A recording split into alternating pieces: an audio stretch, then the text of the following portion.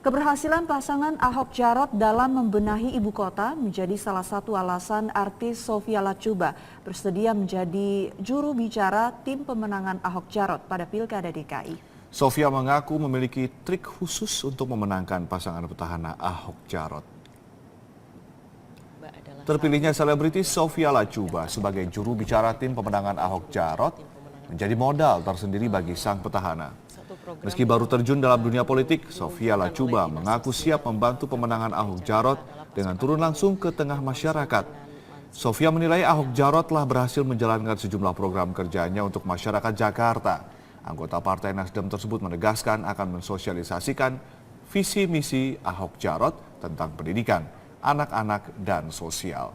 Sementara Ahok sendiri mengaku telah mengenal Sophia Latjuba dan menyatakan terpilihnya Sophia sebagai juru bicara atas rekomendasi Partai Nasdem. Niat saya tulus, kerjaan saya tulus, saya ingin masyarakat tahu gitu Ahok akan seperti apa kerjanya, apa yang sudah dilakukan. Jadi emang kita harus turun ke lapangan. Ya bukan satu rahasia lagi seperti apa Ahok melakukan mengeksekusi pekerjaannya, mengeksekusi visinya gitu, nggak pernah lambat, selalu cepat gitu, dan itu yang diperlukan Jakarta gitu. Dan apa yang Ahok lakukan untuk pendidikan di Jakarta, untuk kesejahteraan anak-anak, kesejahteraan lansia dan lain-lain, dan itu emang harus turun langsung gitu, dan masyarakat harus melihat itu. Gubernur DKI Jakarta Basuki Cahayapurnama meminta Dewan Perwakilan Daerah DKI Jakarta untuk meneruskan pembahasan Raperda Reklamasi Pantai Utara Jakarta. Raperda reklamasi sebelumnya dihentikan pembahasannya oleh DPRD karena kasus suap M. Sanusi yang kini masih di ranah pengadilan. Gubernur DKI Jakarta mengaku sudah mengajukan paripurna Raperda reklamasi melalui surat tertanggal 3 Oktober 2016. Ahok mengajukan rapat paripurna untuk dua raperda, yakni tentang rencana zonasi wilayah pesisir dan pulau-pulau kecil dan tentang rencana tata ruang kawasan strategis Pantai Utara Jakarta. Pengajuan rapat paripurna untuk dua raperda tersebut bertujuan untuk melanjutkan proyek 17 pulau reklamasi yang kini masih dalam masa moratorium.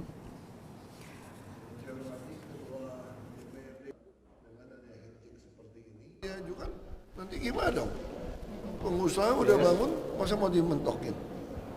Kita kan mau ngembangin, Pulau Seribu semua mau dikembangin, kalau mau diajuin gimana? Ditolak ya urusan kedua, minimal udah ngaju kan? Saya nggak tahu. Belum, minimal kan itu kan masalah nyangkutnya kan di Perda, ini urusan kedua dong. Soal Perda kan beda dengan soal ini. Gubernur DKI Jakarta Basuki Cahayapurnama menyatakan akan ada revisi anggaran dalam perubahan APBD DKI Jakarta tahun 2016 sebesar lebih dari 4 triliun rupiah. Meski demikian, program Pemprov DKI Jakarta yang tengah berjalan tidak terganggu dengan revisi APBD. Usai menemui warga di Balai Kota Rabu pagi, Gubernur Basuki atau Ahok menyebutkan APBD perubahan tahun anggaran 2016 dipastikan akan mengalami penurunan. Meski belum diketahui pasti besaran yang akan disepakati antara eksekutif dan legislatif dalam rapat paripurna, Ahok memperkirakan APBD P tahun 2016 akan berkurang sebanyak 6,34% atau sekitar 4,25 triliun rupiah. Dari yang semula 67,16 triliun rupiah menjadi 62,91 triliun rupiah. Pengurangan anggaran dalam APBD 2016 ini disebabkan sisa hasil pengeluaran atau silpa yang didapat lebih sedikit dibandingkan dengan perkiraan saat penyusunan APBD tahun 2015. Oleh karenanya Ahok menyatakan alokasi dana sejumlah program dalam APBD tahun anggaran 2016 perlu dilakukan pengurangan seperti pembelian tanah dan pembatalan kontraktor wan prestasi.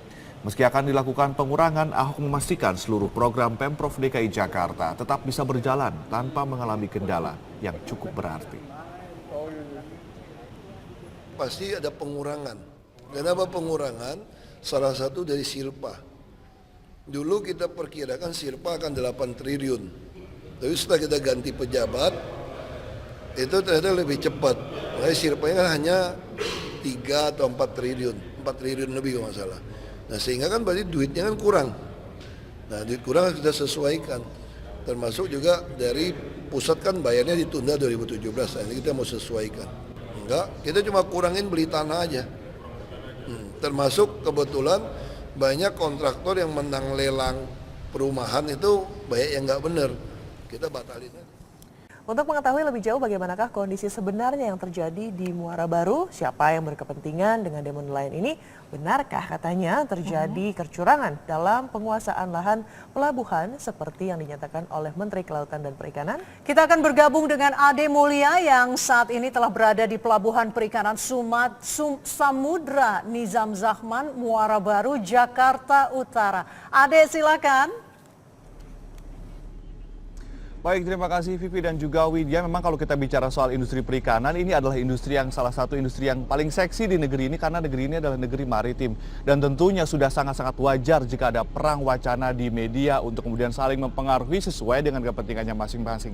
Namun apa yang saya bisa pantau saat ini, bisa juga tadi saya pernah ceritakan bahwa dari pintu masuk hingga masuk ke area pelabuhan ini, suasana sangat sepi. Puluhan bahkan mungkin ada sejumlah gudang-gudang tutup operasional yang sejauh saya melihat tidak ada yang buka dengan spanduk kami tutup operasional. Jika Anda lihat di belakang saya ini biasanya terjadi bongkar muat atau proses bongkar muat ikan, namun sekarang bisa digunakan untuk bermain sepak bola atau mungkin bulu tangkis, dan juga mungkin aktivitas-aktivitas nelayan juga sangat-sangat sepi saat ini. Dan bicara soal masalah sewa lahan, jika kami mendapatkan data dari Perindo menyatakan bahwa sewa lahan awalnya memang sekitar Rp865 per meter persegi. Di tahun 2013, sewa naik menjadi Rp41.300 per meter persegi. Nah, di tahun 2016, September kemarin, dinaikkan kembali menjadi Rp61.500 per meter persegi. Dan nanti di tahun 2020 akan terjadi kenaikan 23% per semesternya, artinya progresif. Setiap semester atau setiap 6 bulan sekali akan terjadi kenaikan sebanyak 23%. Dan betul sekali, kita juga ingin mengungkap sebetulnya apakah betul terjadi kecurangan yang seperti diungkapkan oleh Menteri Susi Pujiastuti yang dalam mengelola lahan di sini. Karena kami juga mendapatkan informasi ada 5 pengusaha besar yang kemudian menyewa lahan dari negara ini kemudian untuk disewakan kembali. Bahkan ada salah satunya kalau kita bandingkan dengan nilai wajar di Pantai Indah Kapuk, nilai wajar tanah di sana sekitar 23 juta per meter persegi. Nah, kalau dibandingkan dengan sewa lahan di Benoa di Bali, itu di sana sewa lahan mencapai Rp97.000 per meter persegi. Dan di sini konon katanya ada pengusaha yang menyewakan kembali ke pihak ketiga lahan yang dia sewakan kembali dengan harga mencapai Rp500.000 per meter persegi, padahal dia sewa hanya Rp41.000 per meter persegi. Itu adalah data yang terkini untuk harga terkini. Betulkah terjadi kecurangan dan apa sebetulnya yang akan dituju atau yang akan diraih atau akan goal utamanya apa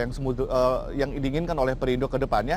Kita sudah bersama dengan saya di sini di Muara Baru, yaitu Bapak Agung Pamujo. Beliau adalah sekretaris dari Perum Perindo Perikanan Indonesia. Selamat pagi Pak Agung, dan juga Pak Niko Amrullah dari Sekjen KNTI, Komite Nelayan Tradisional Indonesia. Nah, kalau dari Anda Pak, Bu Susi mengatakan bahwa ini bukan demo pengusaha tapi demo nelayan, betulkah demikian? Iya, jadi ada 2 unsur ya. Yang pertama adalah nelayannya juga demo, kemudian pengusaha pengolahan ikan itu juga demonstrasi. Jadi ini adalah satu kesatuan. Tuntutannya apa Pak? Apa yang kemudian mereka tuntut? Bukan hanya masalah lahan sewa atau mungkin ada hal yang lain juga? Sebenarnya polemik panjang ya, tidak hanya satu problem, tapi untuk konteks di Muara Baru ini adalah pada kenaikan sewa, ya, kemudian hal ini sebenarnya implikasi masalah itu sangat beragam. Misalkan dari sini di Muara Baru case-nya adalah sewa lahan, kemudian di Pantura Jawa ini masih ada problem alih tangkap cantrang, alih alat tangkap, dan kemudian di area-area lain. Nah, ini belum terselesaikan satu sama lain. Tapi kalau di sini betulkah ada kecurangan Pak? Kalau Anda melihat seperti apa Pak? Betulkah ada pengusaha yang bisa menguasai begitu banyak lahan, begitu luas lahan yang kemudian dia sewakan lagi? Itu seperti apa? Anda mendengarnya seperti apa? Secara faktual kami belum mengetahuinya ya, namun dalam praktek bisnis seringkali memang terjadi demikian, sifat oligopoli, karena memang kekuatan modal ada pada beberapa pihak. Saya kira demikian banyak terjadi ya. mungkin perlu diklarifikasi ke Baik. Bung Perindo. Ya. Baik, Pak Agung, ini ada kecurangan dalam pengelolaan lahan. Ini kan sudah lama, artinya praktek ini terjadi. Lalu kenapa bisa berlarut-larut dan sekarang baru terungkap gara-gara sewa lahannya naik? Ya, jadi keputusan direksi nomor 226 2016 tentang tarif baru untuk pemanfaatan tanah di pelabuhan perikanan Samudra Desa Besarman Muara Baru ini adalah bagian dari upaya kami untuk memperbaiki tata kelola perusahaan. Jadi selama ini ada yang salah dengan tata kelola, termasuk ada 5 penguasa itu? Ya, tadi saya katakan kita perbaikilah. Gitu. Oke, nah 5 pengusaha ini katanya betulkah ada yang kemudian menyewakannya ke pihak ketiga? Apakah itu dibenarkan atau bagaimana? Sebetulnya kalau di peraturan sekarang tidak boleh. Makanya di dalam tata kelola yang baru ini, di SK yang baru, tidak boleh dialihkan. Dan sebetulnya dari dulu pun pengalihan harus dengan persetujuan dari kami, dari Perikanan Indonesia sebagai pemilik lahan. Nah, yang terjadi memang tahun ini betul-betul ini hikmah dari semua ini adalah kami akan berusaha keras sekarang betul-betul melakukan semua itu dengan tertib sesuai dengan tata kelola perusahaan yang baik. Oke, dari KNTI sebetulnya perbaikan tata kelola ini baik atau tidak dan prosesnya ada yang salah atau tidak? Nanti kita akan ulas setelah jeda yang satu ini, Pak Niko dan pemirsa tetaplah bersama kami di Selamat Pagi Indonesia. Kami akan segera kembali.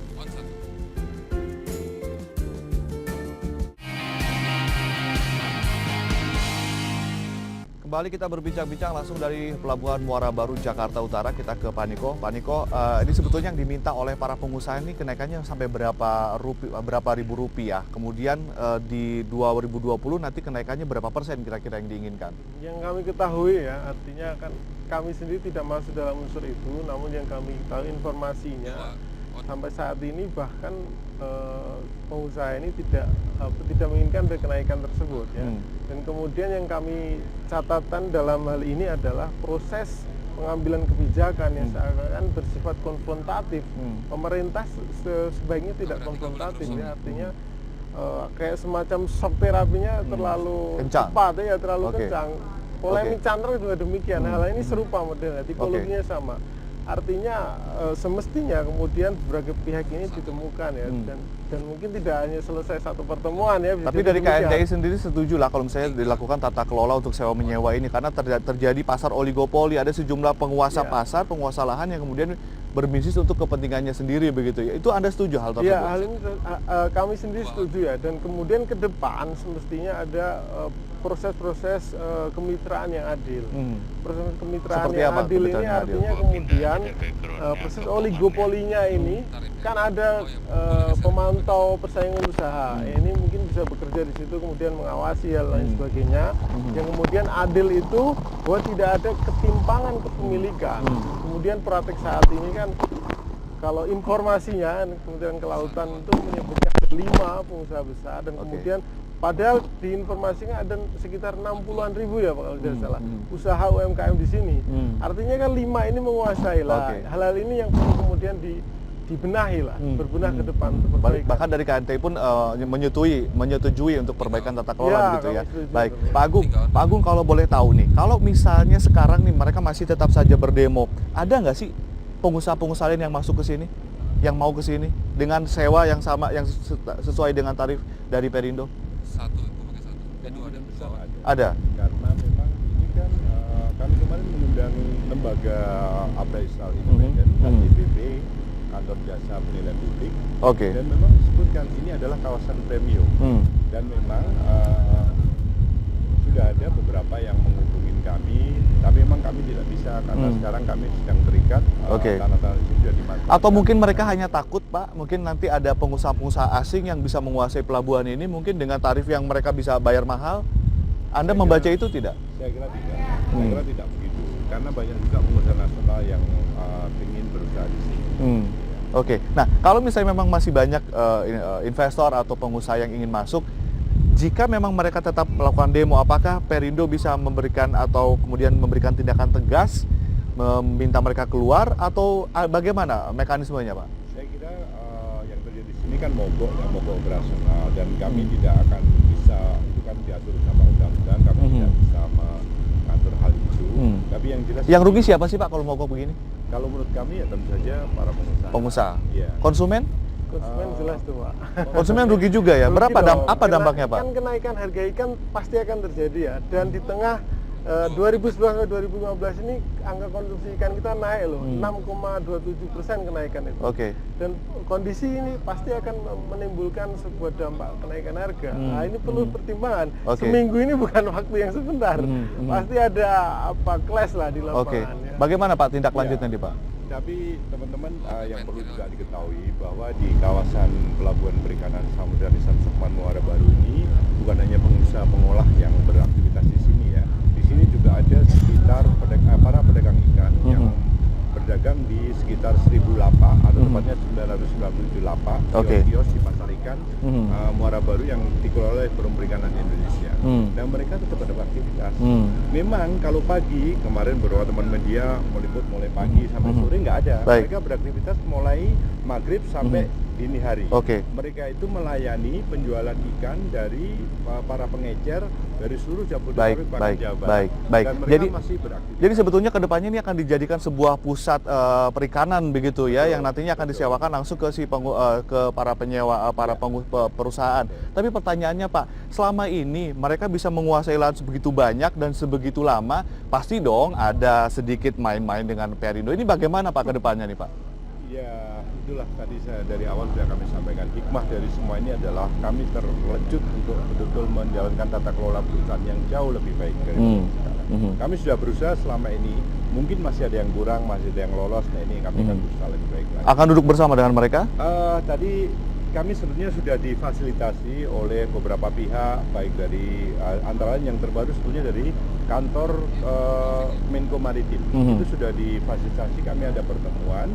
Dan sebetulnya dalam pertemuan itu sebenarnya sudah ada keputusan yang dideklar oleh deputi yang memimpin pertemuan itu bahwa diharapkan baik dari pihak pengusaha yang maupun dari kami dari Forum Perikanan Indonesia diharapkan tidak melakukan sesuatu aktivitas yang besar. Baik. Sejujurnya kami juga kaget kemudian kok ada aktivitas mogok. Padahal waktu sudah sepakat tidak ada aktivitas sampai ada keputusan dari pemerintah. Kita berharap tentunya akan ada duduk bersama dari kementerian, kemudian dari Perindo, kemudian dari pengusaha dan nelayan kecil. Betul. Karena walaupun apapun yang terjadi sebetulnya nanti takutnya konsumen yang dirugikan begitu ya. Tata kelola ini sangat-sangat memang merugikan negara kalau memang dikelola dengan cara yang salah.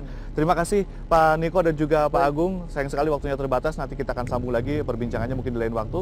Dan pemirsa, demikian bincang-bincang singkat dari Muara Baru terkait mengenai demonstrasi terkait sewa lahan yang ada di Pelabuhan Muara Baru. Kita kembali ke studio bersama Widya dan juga Vivi. Ade Mulya dari Pelabuhan Muara Baru, terima kasih. Selain buruknya drainase, salah satu penyebab banjir di wilayah Jakarta Selatan adalah penyempitan alur sungai Kali Krukut. Ya, langkah Pemprov DKI Jakarta untuk menormalisasikan bantaran Kali Krukut mulai terwujud. Hal ini tentunya untuk mengatasi permasalahan banjir yang kerap melanda ibu kota. Dan aliran Kali Krukut melewati daerah strategis di Jakarta seiring perkembangan zaman tentunya di bantaran Kali Krukut yang dipenuhi bangunan permanen atau tempat usaha. Inilah wajah Kali Krukut, membentang sepanjang 84 km, mengalir dari Situ Citayam Bogor dan berakhir di Banjir Kanal Barat. Kali Krukut melintasi sejumlah kawasan strategis di Jakarta, mulai dari Cilandak, Kemang hingga Kuningan, sehingga keberadaannya cukup vital di ibu kota negara ini. Namun sejak beberapa tahun terakhir, Kali Krukut terus mengalami pendangkalan. Bantaran kali pun kini dipenuhi bangunan permanen sebagai rumah tinggal maupun tempat usaha. Tetapi pada perkembangan zaman ini, terakhir saya 2015 itu, saya melihat di beberapa titik ada yang 6 meter, ada yang 4 meter. Bahkan waktu di Kebalen itu sedang diperbaiki 1,5 meter yang bisa dialiri. Kiri kanan bangunan. Siapa sangka, Kali Krukut pernah menjadi objek wisata, tepatnya pada zaman penjajahan Belanda. Kali ini terkenal jernih dan bebas dari sampah serta belum terdapat banyak bangunan di sekitarnya. Seiring bertambahnya penduduk, bantaran kali yang dijadikan tempat tinggal dan usaha berdampak pada penyempitan trase daerah aliran sungai. Saat hujan, air pun lebih cepat meluap. Idealnya lebar dari daerah aliran sungai adalah 20 hingga 25 meter. Namun yang terlihat di Kali Krukut lebarnya kurang dari 10 meter saja. Sehingga tidak heran warga di sekitar kali ini kerap terkena banjir. Sebagai langkah penanggulangannya, pemerintah provinsi berencana menormalisasi Kali Krukut sehingga dapat mengatasi banjir di wilayah ini. Kalau begitu lihat yang ada setiap saya bongkar, saya nggak peduli. Saya harus bongkar ini, nggak ada pilihan. Banyak orang bilang dekat pilkada jangan bongkar, enggak, harus bongkar dia bilang. Pilkada urusan pilkada. Menanggapi rencana tersebut, warga di bantaran Kali Krukut mengaku mendukung langkah Pemprov DKI Jakarta. Sebetulnya secepatnya gitu dilebarin kalinya, terus diperdalam lagi, terus sampah-sampahnya diangkat, kan kita lebih enak lagi ngeliat. Terus kan semua di sini kan orang kan bukan dua orang yang kebanjiran ya. Soalnya sini kasihan orang istilahnya tiap hari banjir, hujan gede banjir gitu kan. Kalinya udah terlalu kecil itu kali gitu loh. Ya paling kali itu 3 meter, dalamnya paling 2 meter. Ya, kalau setuju nggak apa-apa, setuju denormalisasi nggak apa-apa. Saat ini sejumlah titik rawan banjir telah diproyeksikan Pemprov untuk segera dinormalisasi dalam waktu dekat. Lokasi ini merupakan salah satu wilayah atau bantaran Kali Krukut yang telah dinormalisasi oleh pemerintah pada tahun 2015 lalu. Rencananya, normalisasi juga akan dilakukan di kawasan Kemang untuk mencegah banjir di kawasan tersebut. Dari Jakarta, Livia Ramadanti, Joy Adi Nugroho, Metro TV.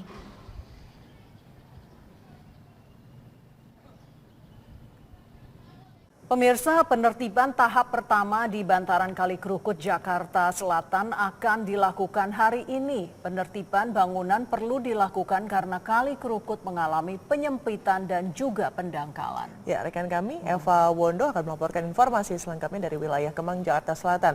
Selamat pagi Eva, apa alasan prioritas penertiban bangunan di Kali Krukut hari ini, Eva? Selamat pagi Widya, alasan penertiban bangunan di sekitar Kali Krukut ini adalah untuk normalisasi Kali Krukut. Ini sesuai dengan prioritas pemerintah Provinsi DKI Jakarta untuk menormalisasi Kali Krukut untuk mencegah atau menanggulangi banjir di kawasan Kemang, Jakarta Selatan. Bisa kami gambarkan ke Anda, Widya dan pemirsa, di belakang kami adalah Kali Krukut. Lebar Kali Krukut saat ini hanya sekitar 3 meter saja, padahal sedianya sesuai dengan aturan lebar Kali Krukut normalnya 20 meter. Artinya, Widya, ada penyempitan sekitar 17 meter di Kali Krukut ini. Kemudian juga seharusnya tidak ada bangunan yang berdiri di bantaran Kali Krukut. Bangunan baru boleh berdiri ini dengan jarak 20 meter dari bantaran Kali Krukut atau pinggir Kali Krukut. Namun faktanya hanya jarak 1 hingga 3 meter sudah ada bangunan yang berdiri di sekitar Kali Krukut. Inilah Widya yang menyebabkan sering terjadi banjir di kawasan Kemang, Jakarta Selatan. Bahkan terakhir yang paling parah pada tanggal 27 Agustus yang lalu, banjir terjadi karena meluapnya Kali Krukut dan menyebabkan beberapa tanggul di sepanjang Kali Krukut ini jebol akibat intensitas hujan yang tinggi dan Kali Krukut tidak mampu menahan debit air yang tinggi akibat hujan deras tersebut. Akibat banjir pada tanggal 27 Agustus yang lalu ini menyebabkan puluhan bangunan di kawasan elit dan juga kendaraan bermotor ini terendam banjir. Bahkan informasi yang kami dapatkan sudah 3 kali Kali Krukut menguap atau meluap. Widya. Iya Eva, lalu bagaimanakah dengan rencana penertiban bangunan di sekitar Kali Krukut? Bisa Anda jelaskan secara rinci, Eva? Ya Widya, rencananya di tahap pertama penertiban Kali Krukut ini ada 2 bangunan yang akan ditertibkan. Yang pertama di belakang kami adalah bangunan Hotel Pop kawasan Kemang, Jakarta Selatan. Yang akan ditertibkan adalah lahan yang bersebelahan tepat dengan Kali Krukut ini. Ini di samping saya adalah lahan yang nanti akan ditertibkan mulai dari pos satpam, kemudian tangki air atau jaraknya ini sekitar 10 meter dari bantaran Kali Krukut. Kemudian informasi yang kami dapatkan juga ini area ini melanggar aturan lahan karena baru boleh bangunan berdiri ini jaraknya sekitar 20 meter dari Kali Krukut. Kemudian juga lokasi kedua adalah kawasan di sekitar Kali Petogogan. Ini ada 4 bangunan dari 4 kepala keluarga yang nanti juga akan ditertibkan karena 4 bangunan tersebut tidak memiliki izin mendirikan bangunan, dan warga di 4 atau yang memiliki rumah tersebut juga sudah siap dan mereka menerima dengan baik akan pindah ke Rusun Marunda. Informasi yang kami dapatkan, Kali Krukut ini melintasi setidaknya 4 kecamatan dan 13 kelurahan atau ada sekitar 500 lebih bangunan yang menyalahi izin mendirikan bangunan, dan mereka bangunan-bangunan tersebut nanti akan ditertibkan secara bertahap. Hari ini adalah tahap pertama dimulainya penertiban Kali Krukut untuk normalisasi Kali Krukut. Selanjutnya nanti akan bertahap ditertibkan 500 bangunan tersebut. Widya, kembali ke Anda di studio. Baik, terima kasih rekan Eva Wondo melaporkan langsung dari Kemang. Selamat kembali bertugas.